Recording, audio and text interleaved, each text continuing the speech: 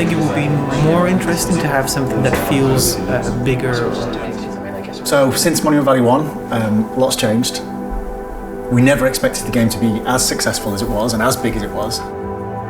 We doubled the team size and moved into a new space. We'd kind of outgrown the small sort of corner of the ustwo office that we had, and we got a new location in South London. About February of last year, we started to work on Monument Valley 2. It wasn't something we wanted to jump straight into. We needed to find another angle, like another story to tell within that universe. I think we started prototyping with the idea of relationships, but the story that we got really excited about was this mother and her child. Mother stories don't get told that often, and when they are told, they're often told through the perspective of their child, that they're a part of their child's story, but their story isn't their own. And we really wanted to tell her story.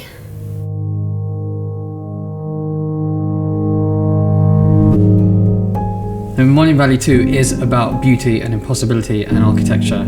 Rose's story of her and her child is one of the many stories that has happened in the world of Monument Valley. So the story of Monument Valley 2 revolves around the growing relationship that they have, and not just to bring up the child to be an adult, but actually bring up the child to be an architect of the sacred geometry that you find in the world. We've all had to either deal with growing up or having someone grow up. And that is quite universal, I think. We really focus on how do we convey the story of these two characters through the environment, but also through the puzzles and the architecture that they're actually traversing. We don't see gameplay as being any different than story. For us, the ideal is that by playing the game, you are hearing the story. There's different ways in which two characters can relate to each other. There's new ways of creating possibility or new ways of kind of interpreting space. The thing that to me is really core is that it's about the changing of the relationship between these two characters. That change in the relationship between me and my parents is happening right now. You know, the way that they might have been when I was a kid. I'm seeing those kind of things from a different angle. The kind of the heart of each screen is some sort of transformation. And whether the user is transforming that sapling into kind of a big tree or a kind of a ruin into a kind of a gleaming path, each of these moments or each of these transformations kind of reflect on the characters, reflect on the stories, and kind of that's what's creating the meaning as we're going along. That's what's kind of giving those symbols for the player to reflect on.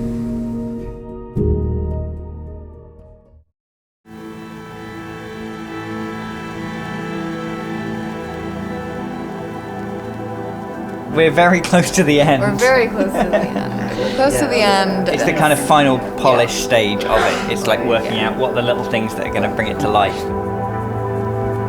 In a way, we're telling a story about passing on knowledge, and that's actually what happened to a lot of people who joined recently.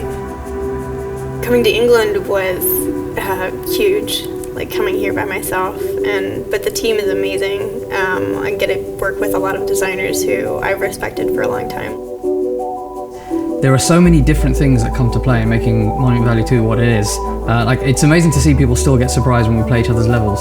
It's like a really exciting moment when somebody says, "Oh, hey, do you want to play a level?" I'm like, "Yes, I want to play a new level." It's definitely very challenging as an artist. You're working very closely around puzzles. I can't just put a tree in or add fog, because all of this happens within impossible geometry.